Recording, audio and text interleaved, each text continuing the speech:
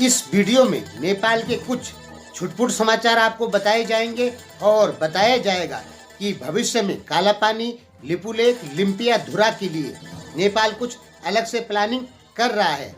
दूसरा बताएंगे कि क्या कोरोना हमले के बाद जो नेपाल पे भारत से कोरोना हमला हुआ है, हालांकि उसमें नेपाल की एजेंसियां, नेपाल की मस्जिदें शामिल हैं, क्योंकि नेपाल पे जो कोरोना हमला हुआ है वो तबलीगी जमात से जुड़े लोगों से हुआ है, जो कि नेपाल की मस्जिदों से जुड़े हुए लोग हैं।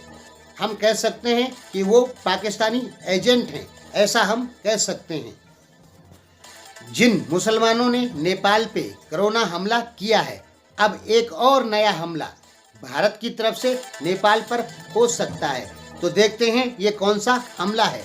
वीडियो को पूरा सुनें। आइए शुरू करते हैं। नमस्कार, नेपाल समाचार में आपका स्वागत है।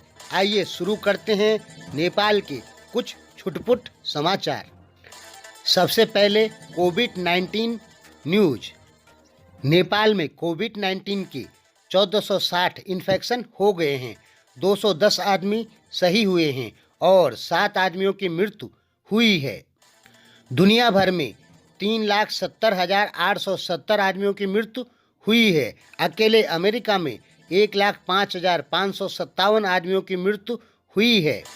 भारत में 1,81,827 आदमियों को कोविड-19 का इन्फेक्शन हुआ है, जिसमें से 5185 आदमियों की मृत्यु हुई है।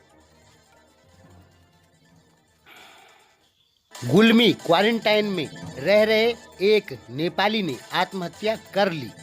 छत्रकोट गांव पालिका वार्ड नंबर 4 के चंद्र बहादुर परिहार ने आत्महत्या कर ली। बताया जा रहा है कि चंद्र बहादुर परिहार ने कहा कि मुझे क्वारंटाइन में रहना बिल्कुल पसंद नहीं है और इसके चलते वो बहुत तनाव में थे और लोगों का कहना है इस तनाव की वजह से उन्होंने आत्महत्या की। सटीक कारण क्या है, इसकी जानकारी हमारे पास नहीं है।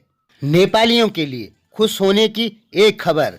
9 जून से भारत के होटल, रेस्तरे आदि खुलेंगे और जो नेपाली लोग भारत में बेरोजगार होकर बैठे हैं उन्हें काम मिलेगा।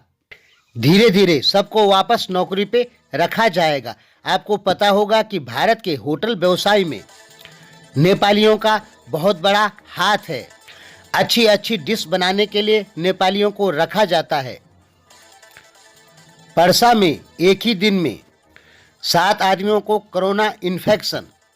अमेरिका में Nepal association in south east के अध्यक्ष विनय अरियाल ने और उनके साथियों ने अमेरिका में विरोध प्रदर्शन किया भारत के खिलाफ। उन्होंने कहा कि भारत को मित्रता पूर्वक नेपाल की भूमि वापस कर देनी चाहिए।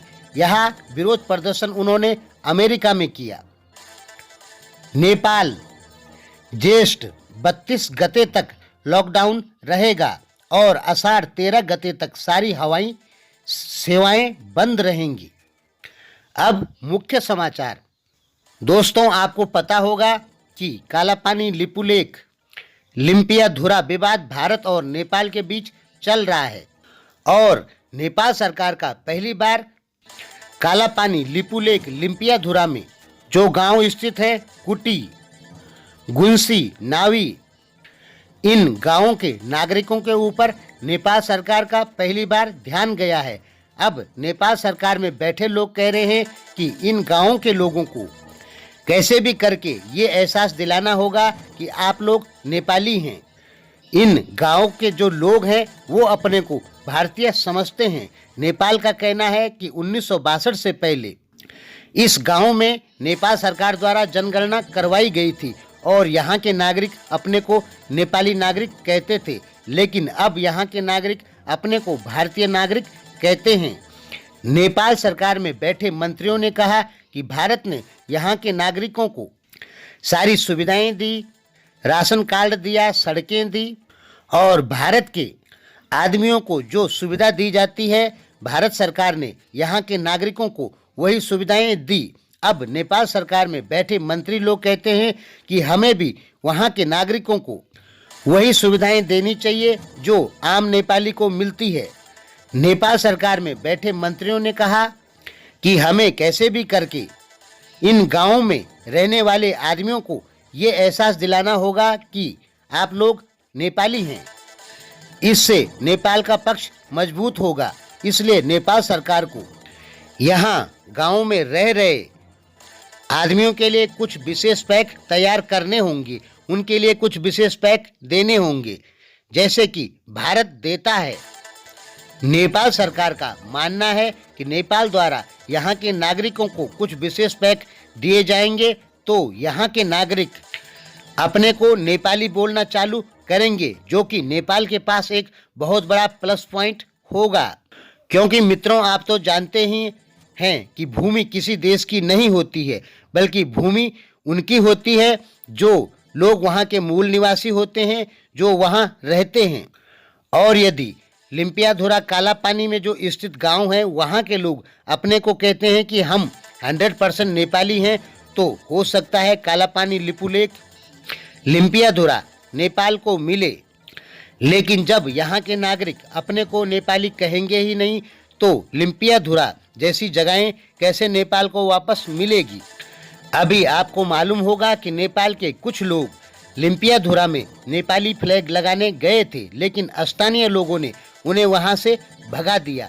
उन लोगों को, उन नेपालियों को अपने गांव में प्रवेश नहीं करने दिया, क्योंकि उस जगह के लोग अपने को भारतीय समझते हैं।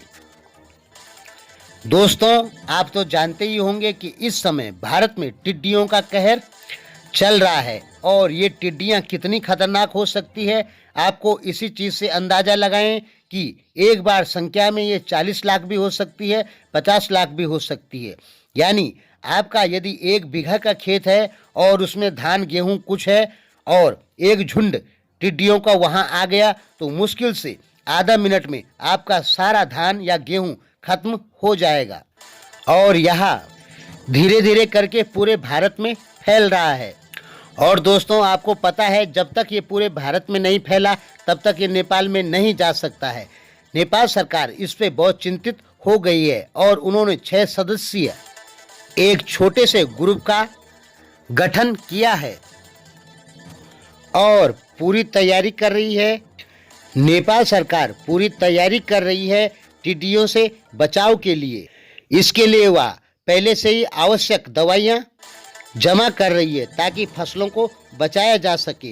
हालांकि प्रवक्ता केसी ने कहा है कि नेपाल में टिड्डियों का हमला नहीं हो सकता है, क्योंकि यहाँ पे वातावरण जो है वो टिड्डियों के लिए उपलब्ध नहीं है या अनुकूल नहीं है। मित्रों, आपको ये तो पता ही होगा कि जब तक भारत को किसी चीज़ ने फतह नहीं किया तब तक नेपाल पे हमला नहीं हो सकता है। आपने देखा होगा कि मुस्लिम लोग पूरे भारत को कभी जीत नहीं पाए, इसलिए नेपाल में मुस्लिम आक्रमण नहीं हुए। उसी पर